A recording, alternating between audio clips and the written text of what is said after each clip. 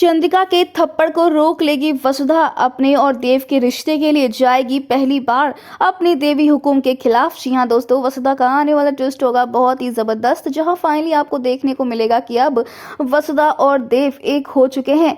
लेकिन ये तो आप जानते हैं ना कि भाई इस रिश्ते को मंजूरी कभी नहीं मिलेगी चंद्रिका से। लेकिन सामूहिक विवाह के जरिए सामूहिक विवाह को अपने लिए एक फायदेमंद का यहाँ पर जरिया समझते हुए देव और वसुधा ने शादी कर ली। दरअसल शादी तो होनी ही थी देव वसुधा की। पहले भले शूटिंग की शादी हो, लेकिन उस शादी से ही सब कुछ शुरू हुआ था।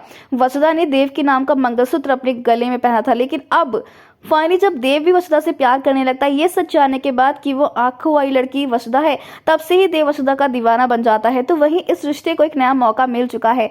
वसुधा और देव शादी के बंधन में बंध गए हैं, लेकिन ये शादी जो है एक झूठ है, फरेब है, क्योंकि इसमें माँ का आशीर्वाद इन्होंने छल से लिया है। हालांकि वसुधा ये चाहती नहीं थी, ना ही देव चाहता है, लेकिन दोनों ही अच्छे से जानते हैं कि इस रिश्ते को कभी भी चंद्रिका स्वीकार नहीं करेगी। हालांकि इसमें अविनाश, दिव्या वसुधा के साथ एक साथ खड़े हैं और मिले हुए हैं। जहां देव और वसुधा फाइनली जब चंद्रिका से आशीर्वाद ले लेंगे तो क्या करेंगे अब ये, क्योंकि पहले भी जब वसुधा ने देव के साथ शादी करी थी, वो शूटिंग की शादी थी, उस मंगलसूत्र को वसुधा आज तक छुपाते हुए आई है। लेकिन इस शादी को भी अगर ये लोग छुपाएंगे तो फिर इसका मतलब ही क्या हुआ कि बाहर जाकर शादी कर लिया, आशीर्वाद ले लिया। क्या अभी भी इस शादी को छुपाने का नाटक करते हुए दोनों नजर आएंगे? क्योंकि अगर ऐसा होता है तो फिर कोई मतलब नहीं था इस शादी का। लेकिन दोस्तों, मैं आपको बता दें कि जल्द से जल्द अब वसुधा और देव की शादी का खुलासा होगा कहानी में, क्योंकि उसके बाद ही चंद्रिका का असली रूप बाहर आएगा, जो कि वसुधा से इतनी नफरत करने लग जाएगी कि उसे बहुत ही बुरा भला कहेगी और उसे घर से निकल जाने के लिए भी कहेगी।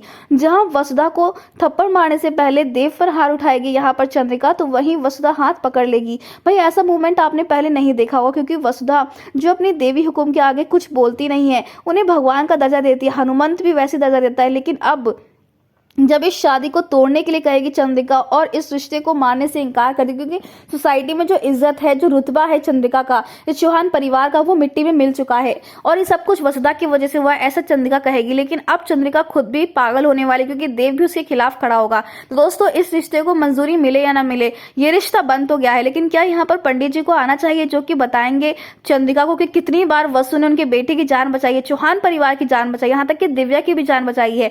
तब देखना इंटरेस्टिंग होगा कि चंद्रिका इस रिश्ते को स्वीकार करती है या नहीं करती है। फिलहाल हमें कमेंट किया शेयर करें दोस्तों, क्या आप चाहते हैं कि इस रिश्ते को मंजूरी मिले और इनके प्यार को स्वीकार किया जाए? तो हमें कमेंट्स करें। ऐसी टीवी के लेटेस्ट अपडेट के लिए चैनल को सब्सक्राइब कर ले।